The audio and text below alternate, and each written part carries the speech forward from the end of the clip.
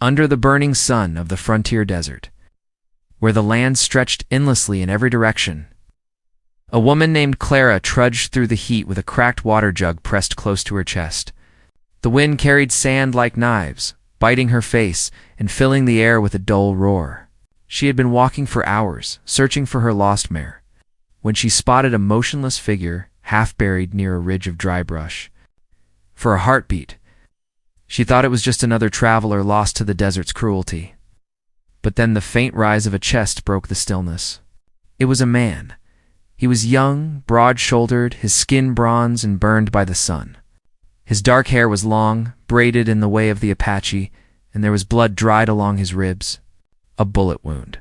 Clara froze where she stood. Stories of raids had been spreading for months across the territory settlers killed in their cabins. Wagons ambushed near the canyons. Every tale had the same warning: never trust an Apache. But as she looked down at him, gasping weakly in the sand, she saw something in his face that didn't fit those stories.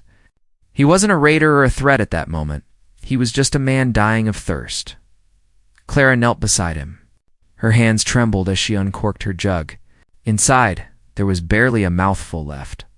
The last of her water. Enough to keep herself alive through the afternoon, maybe. The sun showed no mercy overhead and the wind stung her eyes. For a long moment, she just stared at him, hearing her father's voice from years ago warning her never to risk kindness in the wildlands. But something stronger pushed inside her. Something that came from the loneliness of living too long in silence. She lifted the jug and tipped it toward his cracked lips. He didn't move at first. Then his hand suddenly caught her wrist. His grip was strong, desperate. But his eyes, deep and dark as wet earth, looked straight into hers with confusion, not hostility. He drank one slow swallow before letting go. His breath steadied, but his strength was gone. "Don't talk," she whispered, setting the jug aside. "You'll waste what little's left in you." The man's eyes flickered toward the horizon, as if he expected someone or something to follow. Then he passed out cold. By the time the sun dropped behind the dunes, Clara had dragged him to her old mule cart and taken him home. Her cabin sat alone between two cliffs, a weathered place built from rough-cut pine and prayers. Inside, she laid him on the cot near the hearth and cleaned his wound with what she had boiled water, a torn strip of her skirt, and her last bit of whiskey. The bullet had gone clean through his side. He'd live if infection didn't take him. As night fell, she watched him sleep. The firelight played over his face, tracing the sharp lines of a man used to wind and hardship. He looked peaceful now, almost boyish. But Clara's heart wouldn't rest. She knew what this meant. If word spread that she had an Apache under her roof, the nearest ranchers would come with torches before dawn. Still, she couldn't turn him out. She'd already crossed that line when she gave him her water in the morning. When he awoke, his first words were in his own tongue, low, rough sounds she didn't understand. Then, slowly, he tried again in broken English. "Why you help me?" Clara looked at him from across the room, her hands wrapped around a cup of black coffee gone cold. "Because no one else would," she said simply. He nodded weakly, eyes scanning the room. "You alone?" "I've been alone a long time," she replied. He said nothing after that, only stared into the fire. But there was something unspoken in his gaze, something that made her uneasy, though not out of fear. It was more like a silent debt between them, a thread that had tied itself in the desert when she gave him that last drop of water. Over the next days, he grew stronger. He told her his name once, softly, though she could barely pronounce it. He spoke little about his people, only that soldiers had attacked their camp by the river, and he had been separated from his band. When Clara asked why the army had come, he looked away. "They fear what they do not understand," he said. Each night, as the wind howled across the plain, Clara sat by the window with her rifle across her knees, staring into the dark. She couldn't shake the feeling that something or someone was watching. Coyotes sometimes came near, drawn by the scent of blood, but this was different. The silence outside carried a weight, like eyes hidden behind the sand. By the fourth night, the Apache could walk again. He moved quietly, always alert, and helped her mend the fence that had been broken by wind. When she thanked him, He only nodded. Then, without warning, he handed her a small leather charm braided from rawhide, painted with red dust. "Protection," he said. "Keep it." She didn't understand the symbols on it, but the way he said it made her fingers tighten around it. That evening, a thunderstorm rolled in from the west. The sky turned black, and lightning split the horizon. Clara watched from the doorway as the man stood outside, letting the rain wash the blood and dust from his skin. It struck her how out of place he looked, yet how alive. For a fleeting second, she wondered if fate had sent him to her for a reason or if she had just invited her own end. When the storm passed, came inside and said quietly, "You should leave this place." "Before sunset tomorrow," she frowned. "Why?" He didn't answer. He just looked at her, that same silent warning in his eyes. "My people will come. They follow the tracks. They know." Clara's stomach turned cold. "They'll kill me," she whispered. He shook his head slowly. "Not if I speak for you. But they do not forgive easily. You gave me water. That is life. But to them, you are still from the ones who take." She didn't sleep that night. Every sound outside felt sharper, the rustle of leaves, the creak of the windmill, the faint whisper of horses far off. Her mind kept circling back to his words. By sunset tomorrow, at dawn, the Apache was gone. His bed was empty, the door left open to the rising sun. His footprints led toward the ridge. She stood there for a long time, clutching the leather charm he'd left behind on her table. The day stretched endlessly. The wind grew hotter, and the silence around her cabin deepened until it felt almost alive. She tried to keep busy feeding the mule, checking the well, but her hands shook. Somewhere out in that desert, a tribe was following his trail. She didn't know whether they came as friends or as vengeance. By late afternoon, the horizon shimmered with heat. Then she saw them. At first, it looked like a mirage, dark shapes, moving slowly through the waves of sand. But as the sun dipped lower, the figures sharpened into riders. Dozens of them. Painted faces, feathered hair, horses kicking up golden dust. Clara stepped back toward the door, her breath caught in her chest. The charm in her hand felt heavier than ever. She thought of running, of hiding. But there was nowhere to go. As the first riders reached the edge of her fence, she saw the one she had saved among them. He dismounted, his gaze steady and unreadable. The others surrounded the cabin in silence, the air thick with tension. The desert wind carried the faint sound of their voices, soft, rhythmic, like a song. Then all movement stopped. Every eye was fixed on her. Clara's heart pounded. She didn't know if she was about to be judged or spared. But one thing was certain: whatever happened next, her life on the frontier would never be the same again. And as the sun sank behind the cliffs, painting the sky in red and gold, she stood alone on her porch, facing the tribe whose warriors she had saved with the last drop of her water. The silence between Clara and the Apache riders felt heavier than the desert heat itself. Not a sound came from them, only the faint breathing of their horses and the creak of leather saddles. The man she had saved stood a few steps ahead of the others, his face calm, his eyes unreadable. The paint on his chest glistened in the dying light. Red and black symbols drawn across his skin like living marks of fire and shadow. Clara didn't move. She didn't dare. Her hands trembled around the charm he had left behind that morning, now clutched so tight that her knuckles had turned white.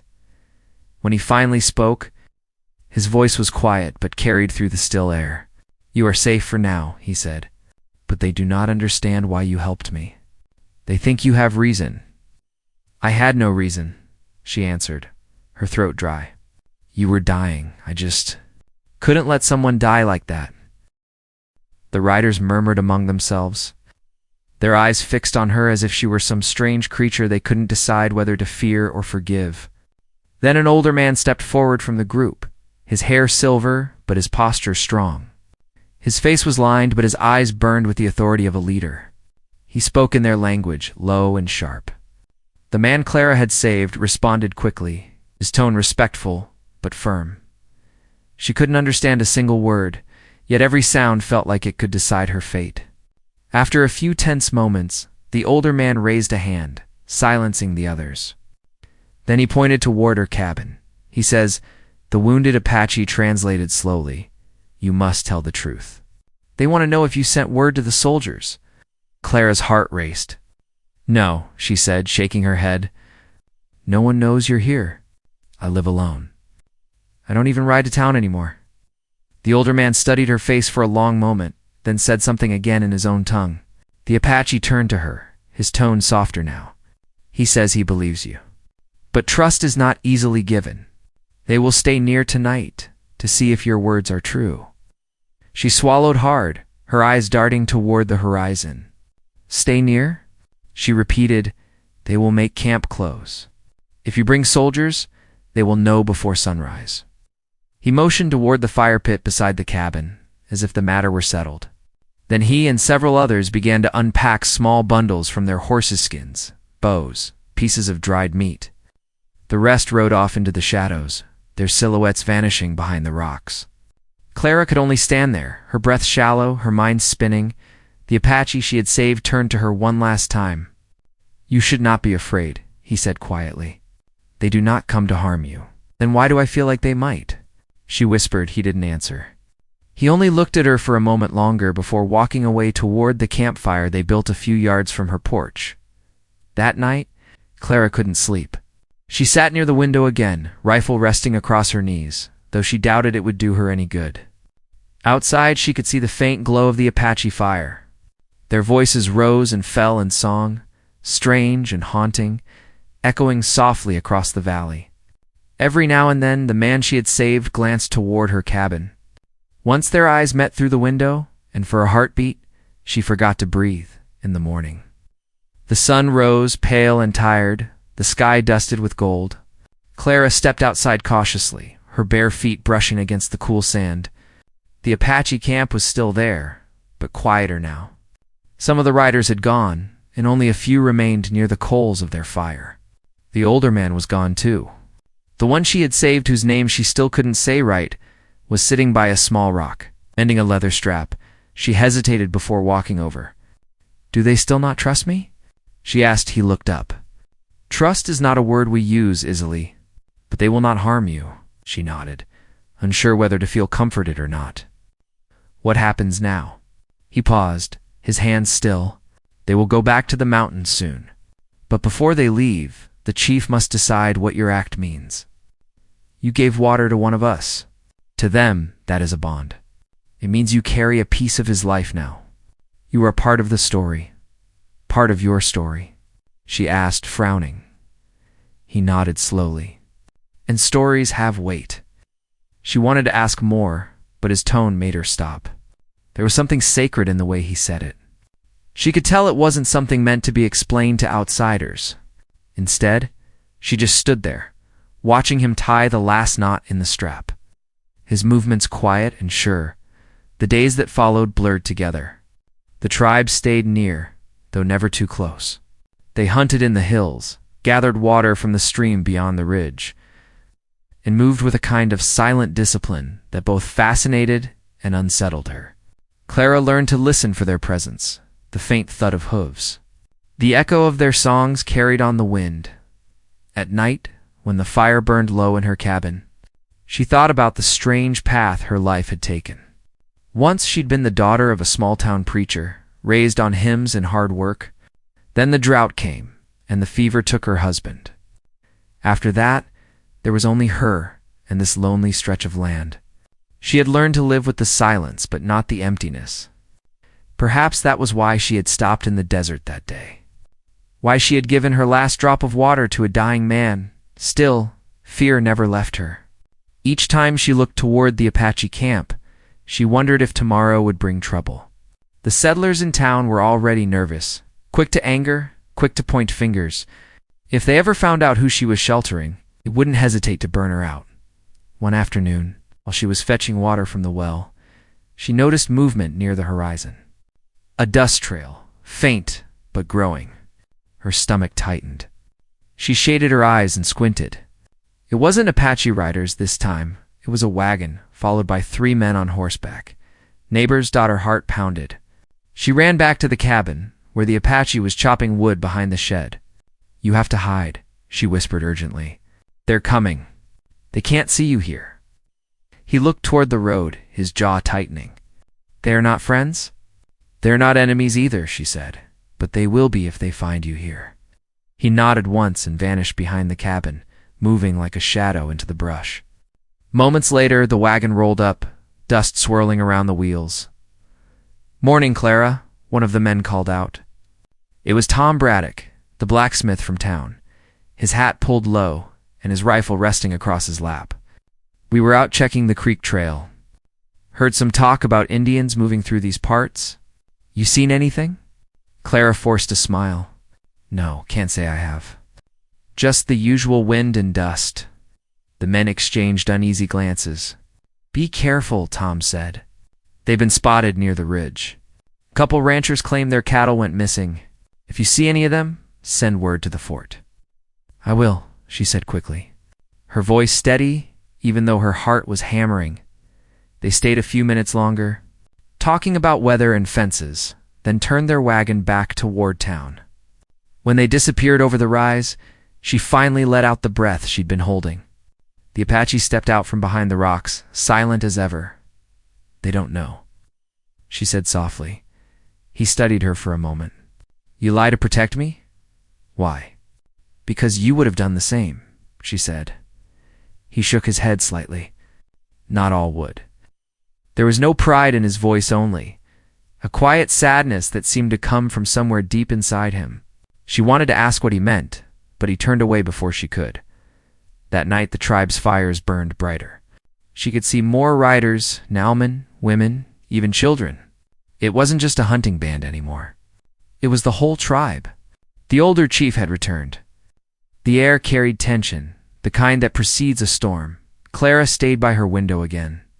Watching the flickering lights in the distance, every instinct told her that something was coming, something far bigger than her cabin or her lonely little life. And just before midnight, she saw movement outside, shadows approaching from the camp. 3 figures walking slowly through the sand toward her door. The man she had saved was among them, and beside him, the old chief. Clara rose, her hands shaking. She could feel the pulse of the desert all around her, the low hum of wind, the distant cry of a coyote, the crackle of her dying fire. When they stopped at her porch, the chief spoke first, his deep voice rolling like thunder. The Apache translated quietly, he says. The man murmured, "The desert remembers kindness and betrayal both. Tonight, they must decide which one you've given." Clara's blood ran cold. She didn't move, didn't speak. The chief's eyes stayed on her, unblinking, ancient and knowing. Somewhere in the distance, lightning flashed across the horizon, and before she could even ask what the judgment meant, the chief lifted his hand toward her cabin, and the night around her filled with the sound of drums. The night turned strange and heavy, filled with the thump of distant drums that echoed off the cliffs like a slow heartbeat. The Apache camp had come alive. Figures moved in the firelight, shadows twisting across the sand. From her porch, Clara could see them gathering in a wide circle beyond the ridge. Their chants rose and fell in rhythm, carried by the wind that swept across the plain. The chief stood in the center, his arms raised to the sky, his voice strong and commanding. Clara stood frozen near the doorway, her pulse racing. She didn't understand their language, but she didn't need to. Every tone, every beat of the drum carried meaning. She could feel the weight of judgment in the air. The Apache she had saved was standing off to the side, his face hard to read. He met her gaze once through the dark, and though there was no anger in his eyes, there was something even more unsettling, sorrow. She didn't know whether they were deciding her fate or something larger. But the fear inside her grew stronger when she noticed several riders moving off from the camp. Heading in the direction of the valley road, the same road her neighbors had used that morning, Clara's mind raced. Were they preparing for war? Were they trying to drive the settlers out before the soldiers came? She remembered what the man had said, that she carried a piece of his life now, that she had become part of their story. What if that story ended in blood? She couldn't sleep that night. The drums faded near dawn, leaving behind a stillness so deep it felt like the desert was holding its breath. When the first light touched the horizon, she saw movement again near the camp. Men were gathering weapons, bows, rifles, spears. The women packed bundles, the children kept close. Clara went outside, her hands trembling. The man she had saved was tightening a strap across his horse's saddle. She walked toward him, her voice barely steady. "You're leaving?" He nodded without looking up. "The soldiers come soon. Scouts saw their smoke on the ridge. We must move before they bring death." Her heart dropped. "The soldiers? How do they know where you are?" He paused, then looked at her, eyes dark and tired. "Someone told them." The words hit her like a knife. "You think I—" He shook his head quickly. "No. But they watch you. They see me here. The fort has eyes even in the dust." She swallowed hard. The nearest outpost was 15 miles away, but she knew he was right. Riders from the army often passed through, checking on settlers. Someone must have seen the smoke from her cabin or the tracks of Apache horses nearby. "What will happen if they come?" she asked quietly. His jaw tightened.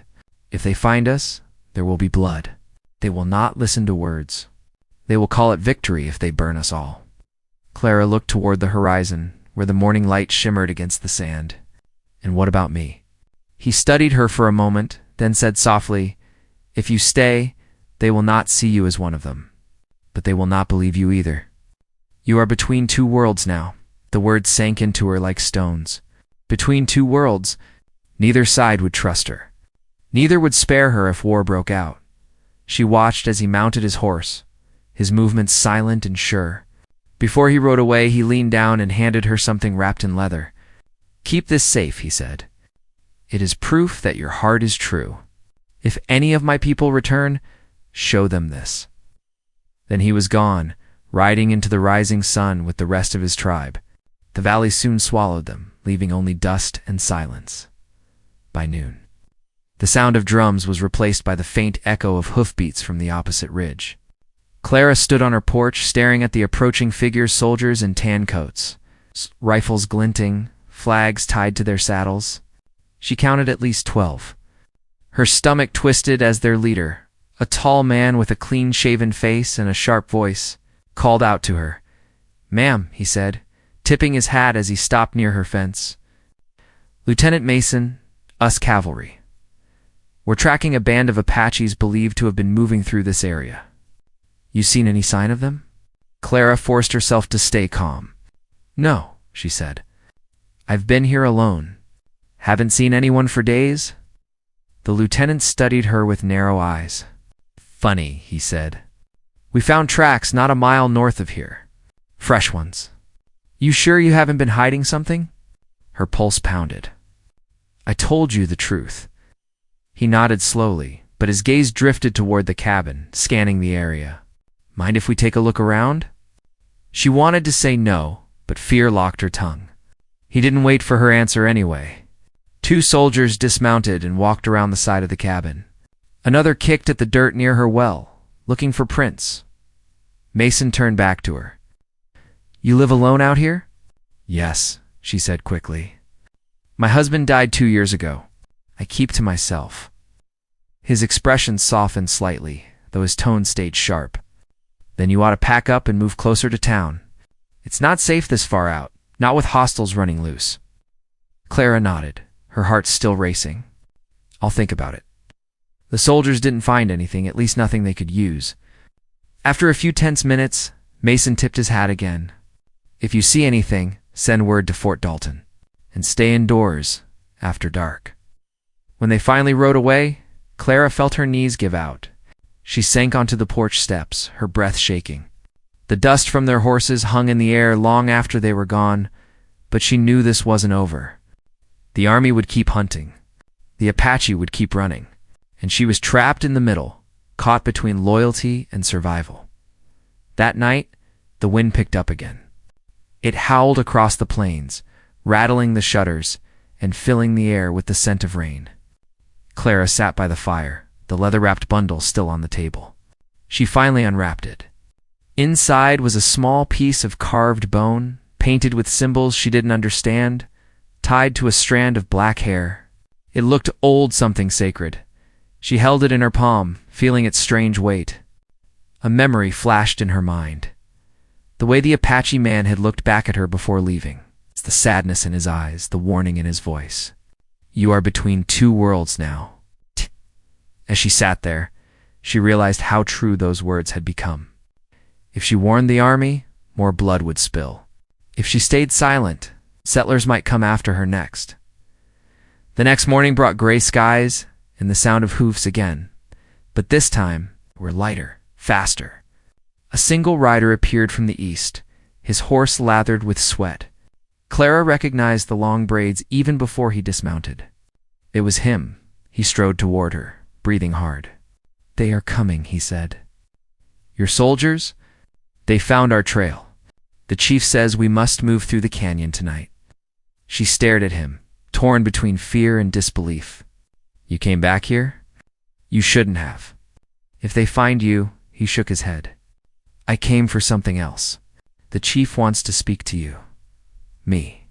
Yes, he says your choice will decide if there is peace or war. The wind whipped across the yard, scattering sand between them. Clara felt her throat tighten. What choice? The Apache stepped closer. You can go to the soldiers. Tell them we have gone east. They will chase a shadow and the tribe will escape. Or you can say nothing and they will follow the right path. But if you lie, they may burn your cabin for helping us. Clara turned away, looking toward the horizon where the fort lay hidden behind the hills.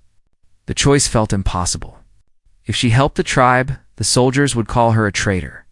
If she betrayed them, she would destroy the only man who had ever looked at her with gratitude instead of pity. Why me? She whispered. Why does this have to fall on me?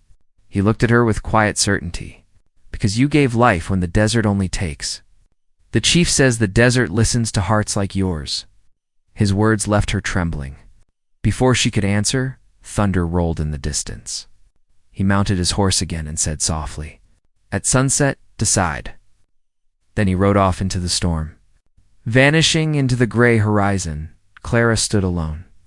The carved bone still in her hand, the sky darkening above. The wind carried the scent of rain and smoke. She knew the soldiers would return soon. Whatever choice she made would change everything. As lightning cracked across the plains. She whispered to herself, by sunset. And for the first time, she truly understood what it meant to be between two worlds by the next morning. The wind had stilled, but the sky carried a gray weight that promised no peace. Clara moved through her small cabin in silence, her thoughts torn in 100 directions. The words from the Apache's last visit echoed in her ears by sunset, decide. Every hour felt like it was running out faster than the one before it. The carved bone token still rested on her table, its paint faintly shining in the dull light. It had come to feel like a living thing, pulsing with the choice she had yet to make. She stepped outside. The air was thick with dust.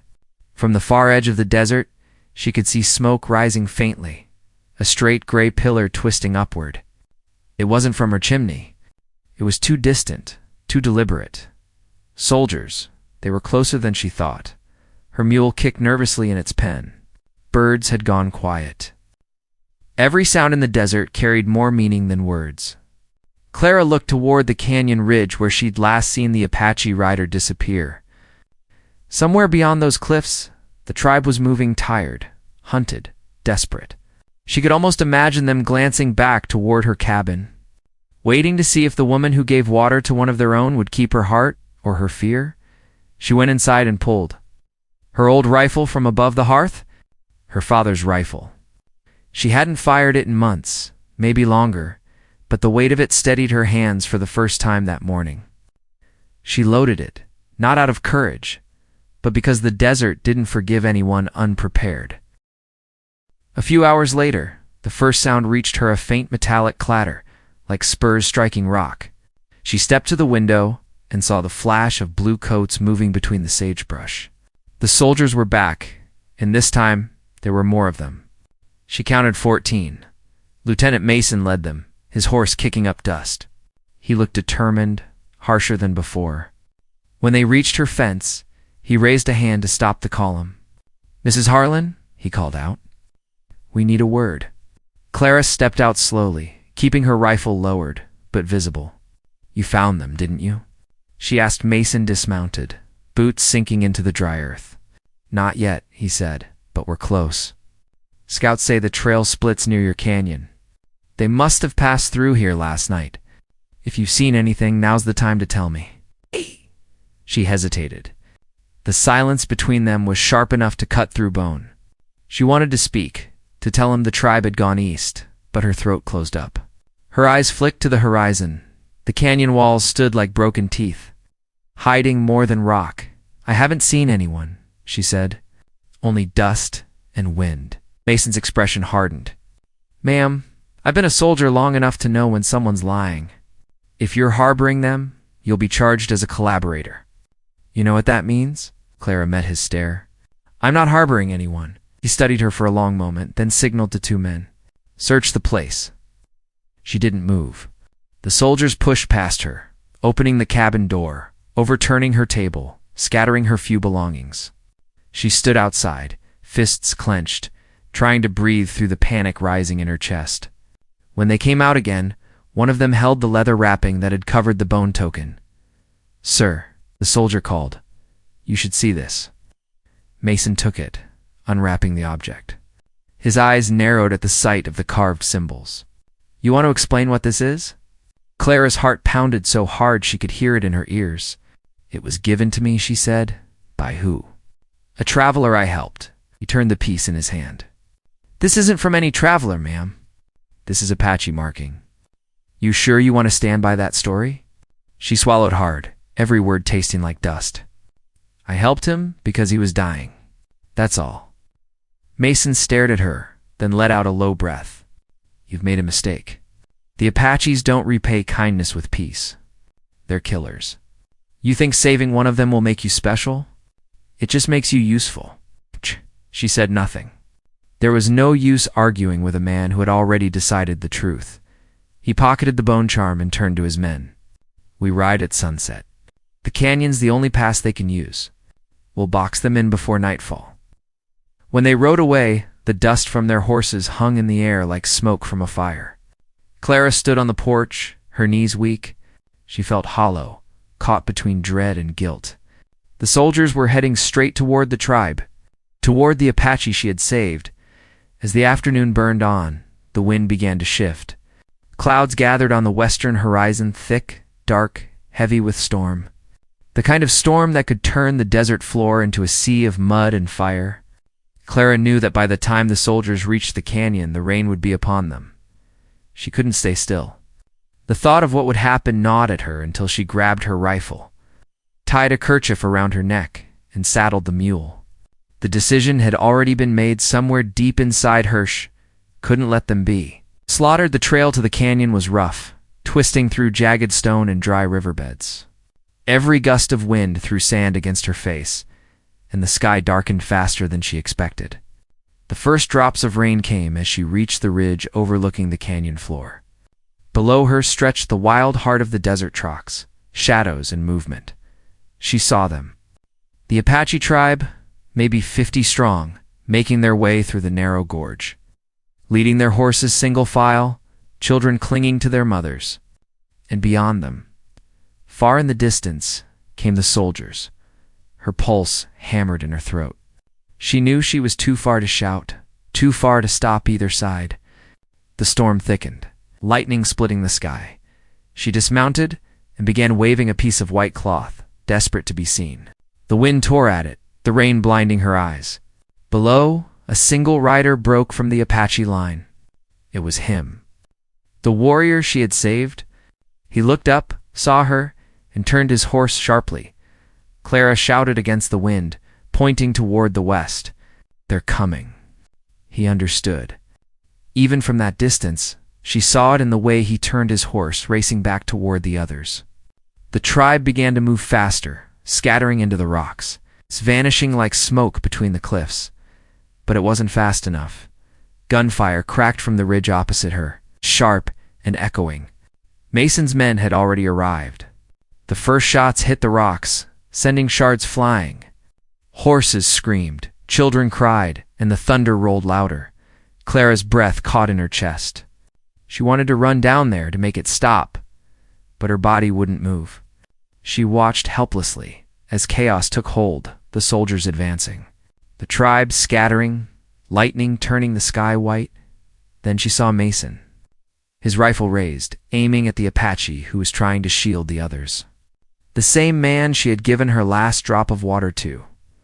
Without thinking, Clara lifted her own rifle. Her hands trembled, her vision blurred, but her heart beat with a single, steady truth: she couldn't let this end here. A shot rang out. The echo rolled across the canyon like thunder, swallowed by wind and rain. For a moment, everything stopped: the horses, the shouting, the lightning. Clara's breath hitched as she lowered the rifle, her pulse pounding. Somewhere down below, Mason staggered backward, shouting orders. She didn't know if her bullet had struck near him or past him, but the soldiers ducked for cover. Then the Apache riders charged. The storm broke open, rain pouring in sheets. The canyon became a battlefield of mud and fury.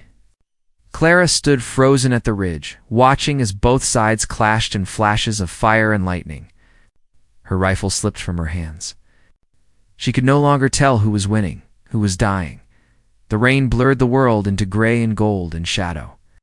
The last thing she saw before the storm swallowed everything was the Apache she had saved, riding straight into the heart of the fight, his long black hair flying behind him, his voice rising in a cry that cut through the storm.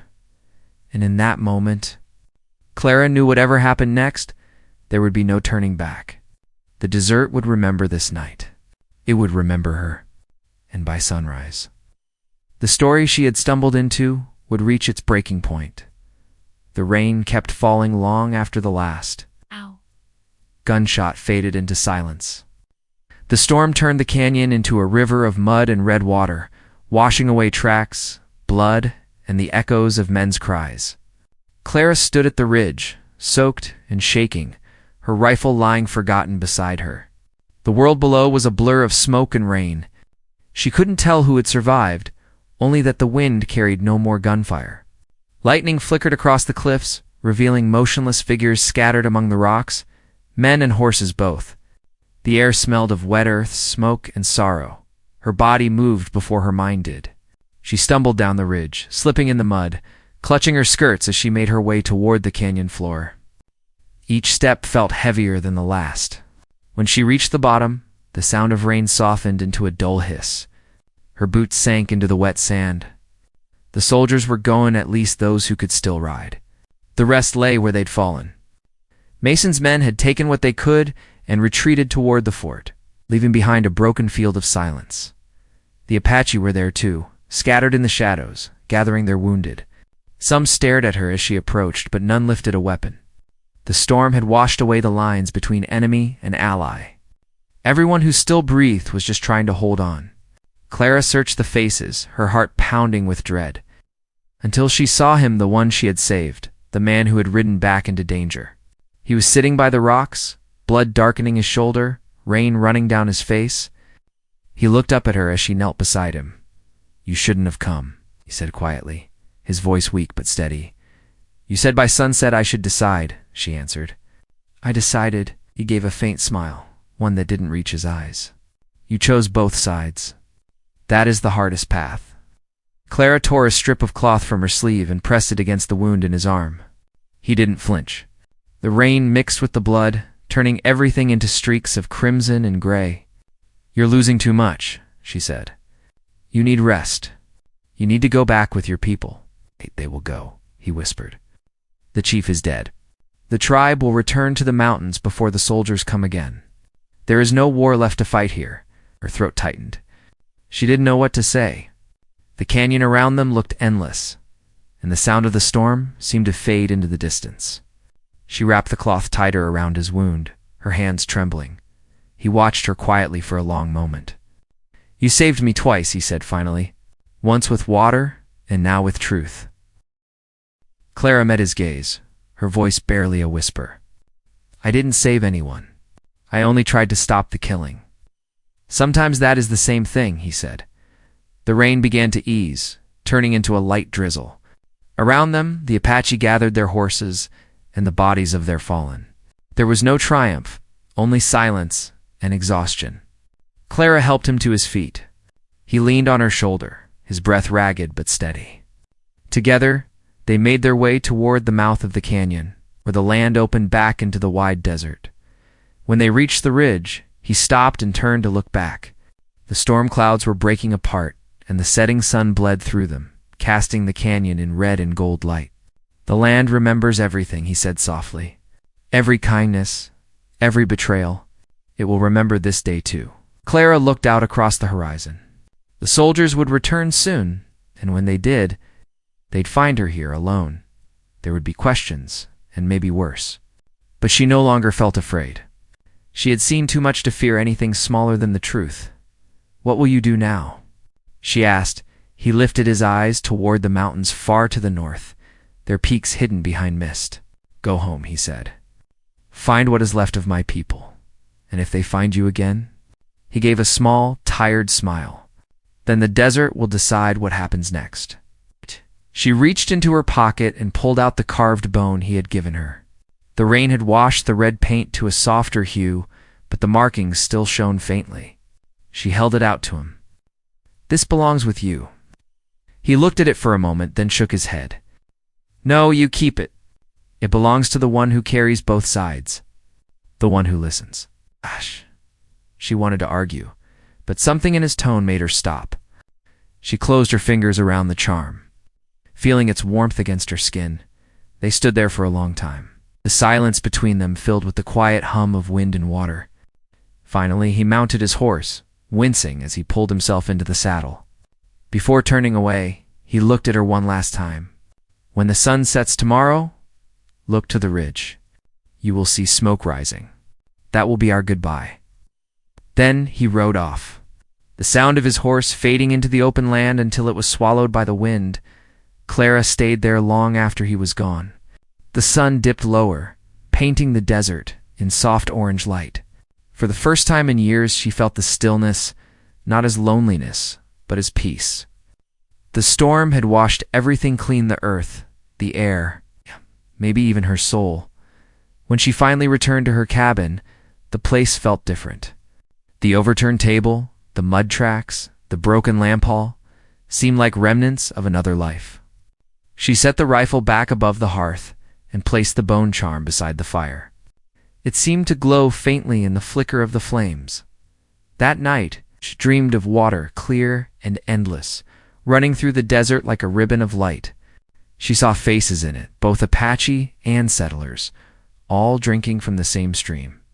When she woke, the fire had burned low, and dawn was just beginning to color the horizon. She stepped outside, the cool air brushing her face. The desert stretched quiet and wide before her, the kind of quiet that came only after storms. She looked toward the northern ridge. For a long moment, there was nothing. Then, faint and distant, a thin line of smoke rose into the sky. Clara smiled through tears. She didn't bother to hide. She stood there until the wind carried the smoke away, leaving only the empty horizon and the soft hum of the world waking up. Days turned into weeks, and the soldiers never came back. Word spread in town about the storm that had wiped out the canyon pass and driven the Apache north. No one mentioned her name. They called it a skirmish, a half-forgotten story of another battle in a land that had seen too many. But the desert didn't forget. Sometimes, when the wind was right, Clara thought she could still hear the faint rhythm of drums echoing through the cliffs. She kept the charm near the fire, its carved lines smooth beneath her fingers. It reminded her of that single moment the day when kindness meant defying fear, and when giving water to a dying man had changed to lives forever. The years passed quietly. The garden grew again, the well held steady, and the storms came and went like they always had. But she never forgot the look in his eyes that night, under the rain, the mix of pain, strength, and something unspoken that felt like understanding. One evening, years later, when the sky burned with another desert sunset, Clara stood on her porch and looked toward the horizon. The same ridge still rose far away, marked by time and memory. She held the charm in her hand, rubbed the edge of the carved bone, and whispered, "The land remembers." The wind carried her voice into the distance, and in that moment, under the fading sun, She finally felt at peace.